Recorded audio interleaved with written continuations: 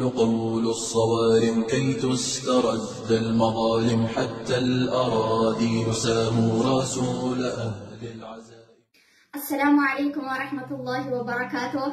من همچون یک تاجیک و شهروند تاجیکستان و بالاتر از این همچون یک زن و دختر مسلمان اعتراض دارم با قانون منع حجاب زنان در تاجیکستان و میخواهم که هر چی زودتر این قانون بیکار کرده شود. حجاب این عفت و پاکدامنی زن مسلمان است. حجاب این امر الله عز و جل است. الله عز و جل زنان را به حجاب امر کرده میفرماید: یا ایها النبی قل لازواجک و بناتک و نساء المؤمنین یدنین علیهن من جلابیبهن.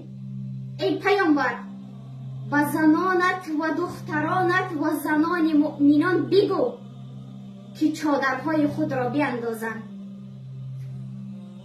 ای کسانی که از سر مادران و خواهران ما حجاب را میکشید، ای کسانی که بر ضد قانون الله می ایستید، ای کسانی که میگویید حجاب شرعی لباس بیگانه است، نظر کنید به طاغوتانی مثل خودتان که در کجا هستند.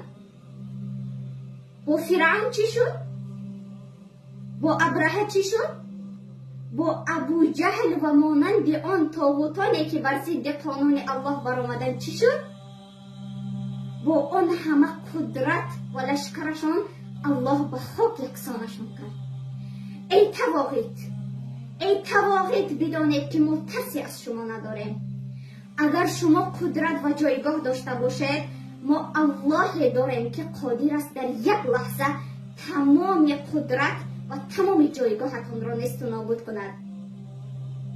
آیا مردان این امت امروز اینقدر دیوس شدند که حجاب مادر و زن و خواهرش کشیده می شود اما از ترس کفار ساکت است؟ نظر کنیم به قول عثمان رضی الله عنه که راضی بود تکه تکه شود، اما راضی نبود که یک تار از موی همسرش نمایان شود. بگذار جان من و جان تو در راه الله فدا شود، اما گذاشته نشود که حجاب شرعی از سر خواهر مسلمان ما گرفته شود، اما گذاشته نشود که یک تار از موی خواهر ما نمایان شود. ای برادرانم بیدار شوید. تا بکی از ترس کفار در خانه هایتان پنهان می شوید؟ تا بکی در این ظلم طواغیت تسلیم شده خاموش می ایستید؟ تا بکی غفلت؟ تا بکی؟ آیا شما ننگ و ناموس ندارید؟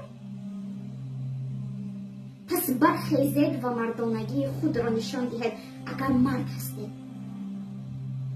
ای خواهران و برادرانی شیردلم، بیاید ترس را از قلبهایمان دور میکنیم و نشان میدهیم که ما شکست ناپذیریم و از آن طاغوتان بیزاریم و از آن قانونهایی که بر ضد قانون الله برآوردند بیزاریم و هیچگاه تسلیم نخواهیم شد. السلام علیکم و رحمت الله و برکاته. حامیان دین